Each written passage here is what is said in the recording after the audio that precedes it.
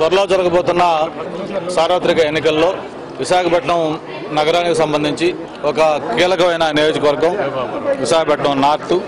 ఆ నార్త్ నియోజకవర్గంలో Telugu Desam party MLA క్యాండిడేట్గా పోటీ చేసే అవకాశం ఇచ్చిన నారా చంద్రబాబు నాయుడు గారికి ముందుగా ధన్యవాదాలు, కృతజ్ఞతలు తెలియజేసుకుంటూ, నిన్న మధ్యాహ్నం అమరావతి నుంచి విశాఖపట్నం వచ్చి మరి ఎయిర్పోర్ట్ నుంచి కూడా వేలాది మంది అభిమానులు, కార్యకర్తలు, నాయకులు, ఎంతోమంది ఆత్మీయులు వాళ్ళందరి యొక్క స్వాగతంతో నార్త్ కాన్స్టిట్యున్సీలోకి నిన్న రావడం జరిగింది.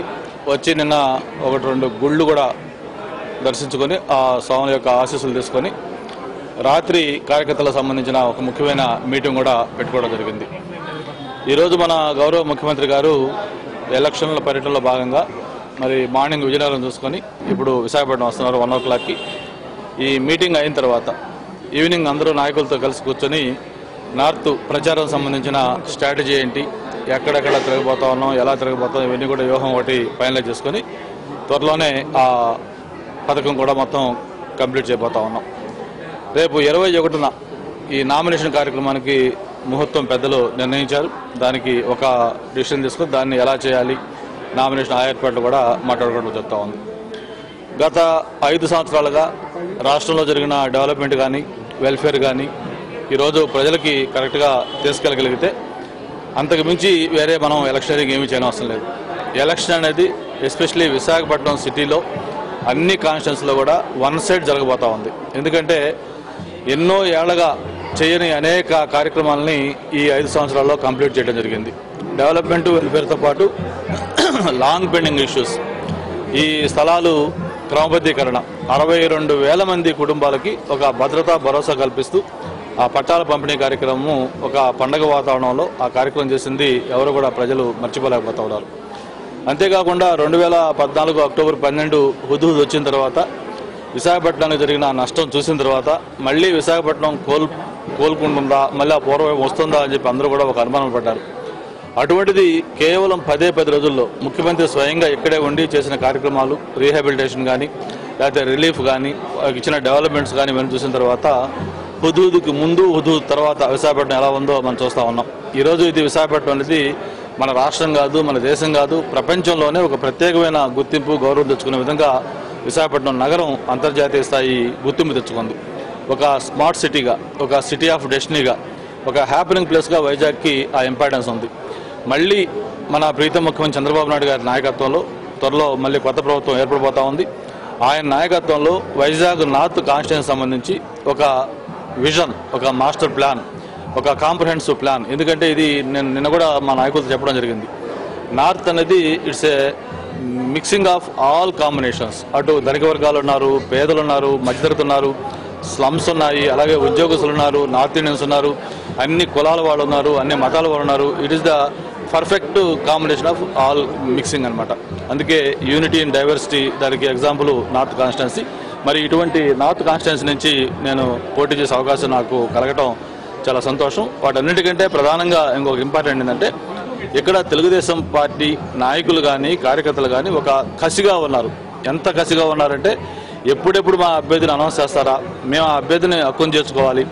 గత 20 సంవత్సరాలుగా 1999లో ఒకసారి ఇక్కడ తెలుగుదేశం పార్టీ ఎమ్మెల్యే ఉన్నారు. ఆ తర్వాత మరి 3 దఫాలు రంగరాజు కానీ, విజయకుమార్ కానీ, లేకపోతే విష్ణుకుమార్ రాజు కానీ, మొత్తం 3 ఎమ్మెల్యేలు కూడా 15 సంవత్సరాలు వేరే పార్టీ వాళ్ళు ఉంటే అధికారంలో ఉండి కూడా ప్రతిపక్ష పార్టీ లాగా మా కార్యకర్తల నాయకులు ఇబ్బందులు పడ్డారు. ఇవన్నీ కూడా అధిగమించి మాకు ఒక మంచి నాయకత్వం వచ్చింది, మంచి లీడర్ వచ్చాడు మాకు. మేము మా ఇంట్లో నుంచే క్యాండిడేట్ అని చెప్పి మేము అనుకుంటామని చెప్పి అందరూ కూడా వాళ్ళు చూపించిన ఉత్సాహాన్ని నేను మర్చిపోలేకపోతా ఉన్నాను. అంత అభిమానం చూపించారు. భారీ మెజార్టీ లక్ష్యంగా మేము ఎన్నికల్లో వ్యూహం పడుతూ ఉన్నాం. ఎలక్షన్లో గెలుపు అనేది ఎప్పుడో డిసైడ్ అయిపోయింది. నార్త్ కాన్స్టిట్యున్సీలో నేను కాదు, ఒక మామూలు సాధారణ కార్యకర్తలు పెట్టినా కూడా నార్త్లో తెలుగుదేశం పార్టీ విజయం ఖాయం. ఎందుకంటే ఆ పార్టీ నాయకుల్లో ఉన్న కసి, ఆ ఉత్సాహం వాళ్ళకి అంత ఎక్కువగా ఉంది. మళ్ళీ తెలుగుదేశం పార్టీ జెండా నార్త్లో ఎగరాలి, తెలుగుదేశం పార్టీ కార్యకర్తలకు ఒక భరోసా ఉండాలి అనే ఒక ఉత్సాహం కనిపిస్తూ ఉంది. మరి నేను వచ్చిన తర్వాత ఆటోమేటిక్గా నాకున్న అనుభవం కావచ్చు, లేకపోతే దీనివల్ల ఇంకా ఎక్కువ ఉత్సాహం కనిపిస్తూ ఉంది. ఇక్కడ ఒక పోలీస్ స్టేషన్ కావచ్చు, లేకపోతే ఒక మండల ఆఫీస్ కావచ్చు, ఒక కార్పొరేషన్ ఆఫీస్ కావచ్చు, ఒక ఆఫీస్కి వెళ్ళినప్పుడు తెలుగుదేశం పార్టీ కార్యకర్త నేను అని గర్వంగా కాలర్ ఎగరేసి చెప్పుకునే స్థాయికి వాళ్ళకి ఆ భరోసా ఇవ్వాలన్నదే నా లక్ష్యం.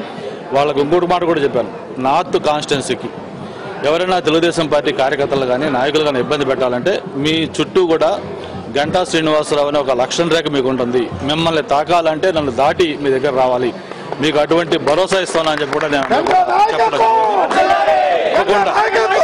ఏదైతే ఎన్నికలు ఉన్నాయో ఆ ఎన్నికల్లో భారీ మెజార్టీ లక్ష్యంగానే మేము పనిచేస్తా ఉన్నాం. గెలుపు గురించి అయితే మేము పనిచేసే అవసరం లేదు, మామూలుగా అది గెలుపు ఖాయమైపోయింది. ఒక రికార్డ్ మెజారిటీ, గతంలో విశాఖపట్నంలో ఎప్పుడు రాని మెజార్టీ మన తెలుగుదేశం పార్టీ అభ్యర్థిగా నాతులో మనం సాధించాల లక్ష్యంతో పనిచేస్తూ ఉన్నాం. అందరూ కూడా ఒక కుటుంబ సభ్యులాగా వాళ్ళు స్వాగతిస్తూ ఉన్నారు. డెఫినెట్గా మంచి భారీ మెజార్టీతో మనం గెలవబోతా ఉన్నాం. ఇప్పుడు దీనికి ఉన్న అడ్వాంటేజ్ ఏంటంటే కాన్స్టిట్యున్సీ చాలా కాంపాక్ట్గా ఉంటుంది. మొత్తం 2.5-3 కిలోమీటర్స్ రేడియస్. ఎయిర్పోర్ట్ నుంచి దిగితే రోడ్డుకి అటు ఇటు మొత్తం మా ఇంటి దాకా వస్తే మధ్యలో ఉన్న అటు ఇటు కంప్లీట్ మొత్తం కాన్స్టిట్యున్సీ. మరి ఆ విధంగా చూసుకుంటే నాకు చాలా హ్యాండీగా, ఎందుకంటే ఒక హాఫ్ అన్ అవర్లో ఉంటే ఇంపార్టెంట్ వార్డులు కవర్ చేయొచ్చు. ఒక ఫుల్ డే ఉంటే సగం కాన్స్టిట్యున్సీ కంప్లీట్ చేయొచ్చు. 2 డేస్ పెట్టుకుంటే మొత్తం కాన్స్టిట్యున్సీ కంప్లీట్ అవుతుంది. అయితే వీటన్నిటికంటే నేను ప్రధానంగా నమ్ముతుంది ఏంటంటే ఇక్కడ క్యాడరు గత 15 సంవత్సరాల్లో వాళ్ళకు ఒక ఎమ్మెల్యే లేక పార్టీ అధికారంలో ఉండి కూడా మేము ప్రతిపక్షంలో ఉన్నట్టు భావన కలుగుతుంది. మాకు ఒక నాయకుడు కావాలి, నాయకత్వం కావాలి, తెలుగుదేశం పార్టీ ఇక్కడ ఎమ్మెల్యే కావాలి అనే భావన బలీయంగా క్యాడర్లో ఉంది. ఆ ఒక్కటే ఈరోజు ఇంత ఉత్సాహం రావడానికి కారణం. ఇప్పుడు ఇక్కడ నేను మంత్రిగానో లేకపోతే ఒక సీనియర్ నాయకుడు రావడమే కాదు, ఒక సాధారణ కార్యకర్తను ఇక్కడ ఎమ్మెల్యేగా నిలబెట్టినా కూడా అదే ఉత్సాహంతో పనిచేయడం సిద్ధంగా ఉన్నారు. నేను రావడంతో ఇంకొంచెం యాడెడ్ అడ్వాంటేజ్ వచ్చింది. వాళ్ళకు ఒక భరోసా కలిగింది, మాకు ఏదైనా రేపు వస్తే ఆదుకోగలరు.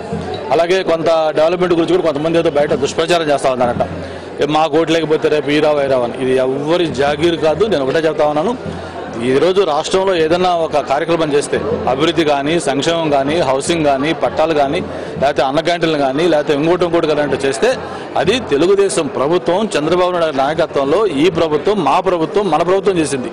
అంతే తప్ప కొంతమంది ఏదో మేము డీటెయిల్ కట్టించుకున్నాం, మేము గెలకపోతే ఇళ్ళు రావు, లేకపోతే మేము చేయకపోతే ఇది రాదు, అలాగే వైసీపీ పార్టీ వాళ్ళు కొన్ని ఏదో చెప్పడం ఏం చేస్తా ఉన్నారట. ఎవరి ఆటలు సాగవు. ఇక్కడ ఏది ఎలా చేయాలో కార్యకర్తలకు ఇది నాకు బాగా తెలుసు. రేపు ఎన్నికలు అయిపోయిన వెంటనే దీనికి ఒక కాంప్రహెన్సివ్ ప్లాన్ చేస్తాం. నార్త్ కాన్స్టిట్యున్సీని వైజాగ్లో ఏ విధంగా దీన్ని నెంబర్ 1 మోడల్ కాన్స్టిట్యున్సీ చేయాలి దాని మీద దానికి ఒక స్ట్రాటజీ ప్రకారం నేను ఒకటే చెప్తున్నాను, నేను ఇక్కడ నాకు ప్రత్యర్థుల్ని లేకపోతే ఇంకోని గురించి నేను వాటికి రెస్పాండ్ అయ్యి నా స్థాయి తగ్గించుకొని నాకు ఒక స్ట్రాటజీ ఉంది, నాకు ఒక స్టైల్ ఉంది, నాకు ఒక వ్యూహం ఉంది. అవన్నీ వాళ్ళు ఏదో చిన్న వాళ్ళు మాట్లాడి వాళ్ళ దీనికి నేను రిప్లై ఇచ్చి వాళ్ళని పెద్దవాళ్ళు చేయను. నేను మొట్టమొదటి చెప్తాను, నేను వ్యక్తిగతంగా ఎవరిని విమర్శించను. నేను 2004 ఎమ్మెల్యే చేసినప్పుడు కానీ, 19 ఎంపీ చేసినప్పుడు కానీ, ఈ 4 టర్మ్లో కూడా వ్యక్తిగతంగా నేను ఏ వ్యక్తులు కూడా విమర్శించను. వాళ్ళు రాక్షసులు కావచ్చు, దుర్మార్గులు కావచ్చు, లేకపోతే స్కౌండర్స్ కావచ్చు, వాళ్ళ గురించి నేను పట్టించుకోగలుగుతాను. నాకు ఉన్న పద్ధతి ఏంటంటే మనకున్న పాజిటివ్స్ ఏంటి, గవర్నమెంట్ ఏం డెవలప్మెంట్ చేసింది, ఏమి వెల్ఫేర్ చేసింది, ఫ్యూచర్లో ఏం చేయబోతా ఉన్నాం, ఇవి తప్ప వ్యక్తిగతంగా ఒకటి నల్లగా ఉన్నాడు, ఒక లావుగా ఉన్నాడు, ఒకటి పొట్టిగా ఉన్నాడు, లేకపోతే ఇంకోటి సన్నగా ఉన్నాడు, లేకపోతే వాడికి జుట్టు లేదు, వీడికి ఇంకోటి ఉంది, ఇట్లా ఈ వ్యక్తిగతంగా ఇట్లా మాట్లాడి నేను నా స్థాయి తగ్గించుకోను. ఓన్ స్టైల్ నాకుంది, నా స్ట్రాటజీ నాకుంది.